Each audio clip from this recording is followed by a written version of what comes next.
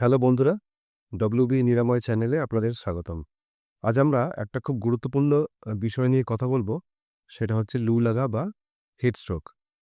গরমকাল এসে গেছে আর গরমের দিনে আমরা প্রায় শুনি লু লাগার কারণে অনেক মানুষ অসুস্থ হয়ে পড়ছেন, এমনকি মৃত্যুও হচ্ছে। কিন্তু কেন এমন হয়? আর কারা এর ঝুঁকিতে থাকেন? আর যদি কেউ লুতে আক্রান্ত হয় বা হিট স্ট্রোক হয়, তাহলে এর প্রাথমিক চিকিৎসা কী হবে? তো এই ভিডিওতে আমি এই সব প্রশ্নের উত্তরগুলো দেব। তাই পুরো ভিডিওটা মন দিয়ে দেখুন। এই তথ্যগুলি আপনার এবং আপনার পরিবারের জন্য খুবই জরুরি। চলুন শুরু করা যাক। প্রথমেই জেনে নিই লু বা হিট স্ট্রোক হলে কি হয়। লু বা হিট স্ট্রোক হলে আমাদের শরীরের তাপমাত্রা খুব বেশি বেড়ে যায়। সাধারণত আমাদের শরীরের তাপমাত্রা থাকে ৩৬ থেকে ৩৭ ডিগ্রি সেলসিয়াস।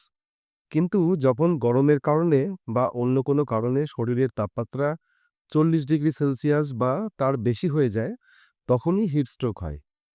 এতে আমাদের শরীরের বিভিন্ন অঙ্গ-প্রত্যঙ্গ কাজ করা বন্ধ করে দিতে পারে। আর যদি সময়মতো সাপোর্ট না দেওয়া হয়, তাহলে এটি মৃত্যুরও কারণ হতে পারে। পরবর্তী প্রশ্ন, লু বা হিটস্ট্রোক কেন হয়? চলুন, লু বা হিটস্ট্রোক হবার কয়েকটা প্রধান কারণ দেখে নিই। প্রথমত, যদি আপনি অনেকক্ষণ ধরে রোদে বা গরম জায়গায় থাকেন, তাহলে শরীরের তাপমাত্রা বাড়তে পারে।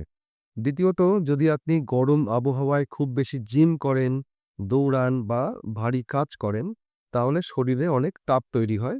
এটিও লুর একটা কারণ হতে পারে। তৃতীয়ত, ডিহাইড্রেশন। পর্যাপ্ত জল না খেলে শরীরে জলের ঘাটতি হয়, এতে শরীর ঠান্ডা থাকতে পারে না। এছাড়া টাইট বা ভারী কাপড় পরলে শরীরের তাপ বাইরে বের হতে পারে না, যার ফলে লু হওয়ার ঝুঁকি অনেক বেড়ে যায়। এবার জানুন কারা লুর ঝুঁকিতে বেশি থাকেন। কিছু মানুষের লু হওয়ার সম্ভাবনা বেশি। তারা হলেন শিশু এবং বয়স্ক মানুষ। শিশু এবং বয়স্ক মানুষদের শরীর তাপমাত্রা নিয়ন্ত্রণ করতে পারে না ভালোভাবে। তাই এদের লু হওয়ার সম্ভাবনা অনেক বেশি থাকে। দ্বিতীয়ত, যারা ডায়াবেটিস, কিডনি বা হৃদরোগের ওষুধ খান, তাদেরও ঝুঁকি বেশ বেশি থাকে।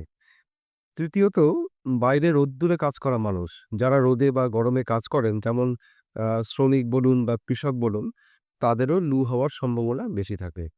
আর যারা হঠাৎ করে শরীরের সামর্থ্যের বেশি ব্যায়াম করেন, তাদেরও হিটস্ট্রোক হতে পারে। তো লু লাগলে কি লক্ষণ দেখা যায়?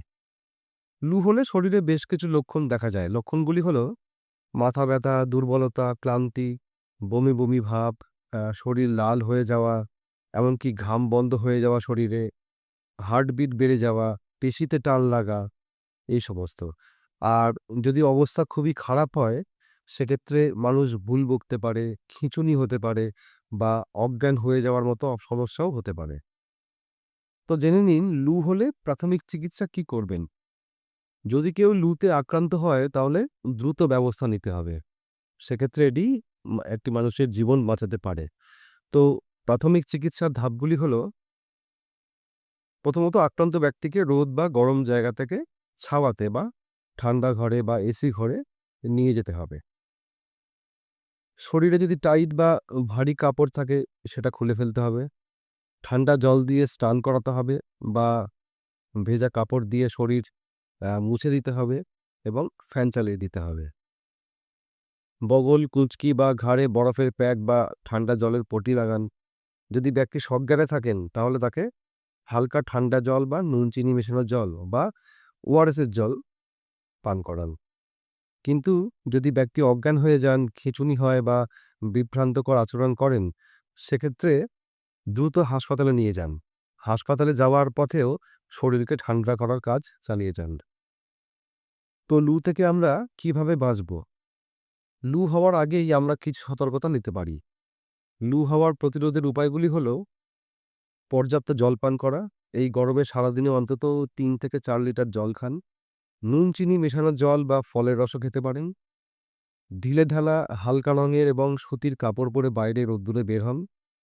দুপুরের তীব্র রোদ, বিশেষ করে দুপুর ১২টা থেকে ৩টে অবধি, এই তীব্র গরমের সময়টা বাইরে যাওয়া থেকে বিরত থাকুন। কিন্তু হ্যাঁ, কিছু মানুষকে জীবিকার কারণে বাইরে রোদ্দুরে থাকতেই হয়। সেক্ষেত্রে ছাতা, টুপি বা স্কার্ফ ব্যবহার করুন।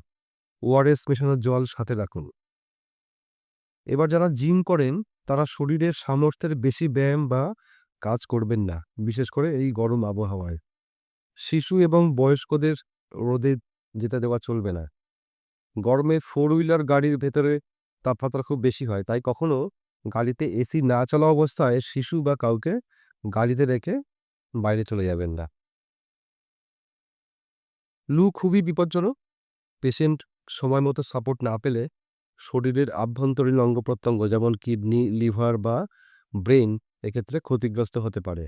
এমনকি মৃত্যুও হতে পারে। তাই রাস্তাঘাটে নিজের বা অন্য কোনো মানুষকে লুতে আক্রান্ত হওয়ার লক্ষণ দেখলে কখনোই তাকে অবহেলা করবেন না। তার পাশে যান, তাকে প্রাথমিক চিকিৎসা দিন। আর আপনি যদি কোনো দোকান বা কোনো প্রতিষ্ঠানের মালিক হন, এই গরমে আগন্তুক মানুষদের জন্য কলসিতে বা কোনো পাত্রে একটু জল বা একটু বাতাসার ব্যবস্থা রাখুন। বিশ্রামের জন্য তাকে একটু সময় দিন। একটু দুটি চেয়ারের ব্যবস্থা রাখুন। শুধু মানুষ কেন, পাখি, গরু, কুকুর বা বিড়ালের মতো অন্যান্য জীবজন্তুদের জন্য বাড়ির সামনে বা বারান্দায় একটি জলের পাত্র রাখুন। গরমে কোনো জীবজন্তু যদি বাড়ির পাশে কোনো ছাওয়ায় বিশ্রাম নেয়, তাকে প্লিজ তাড়িয়ে দেবেন না। যদি কারো লু হয়, তাহলে দ্রুত প্রাথমিক চিকিৎসা দিয়ে হাসপাতালে নিয়ে যান। আর প্রতিরোধের জন্য সবসময় জল পান করুন। যতটা সম্ভব রোদ থেকে এড়িয়ে চলুন এবং শরীরকে ঠান্ডা রাখুন। আশা করি এই ভিডিওটি আপনাদের ভালো লেগেছে। যদি ভালো লাগে তাহলে লাইক করুন, শেয়ার করুন এবং আমার চ্যানেলটি সাবস্ক্রাইব করতে ভুলবেন না। কোনো প্রশ্ন থাকলে কমেন্ট বক্সে লিখুন। সুস্থ থাকুন। ধন্যবাদ।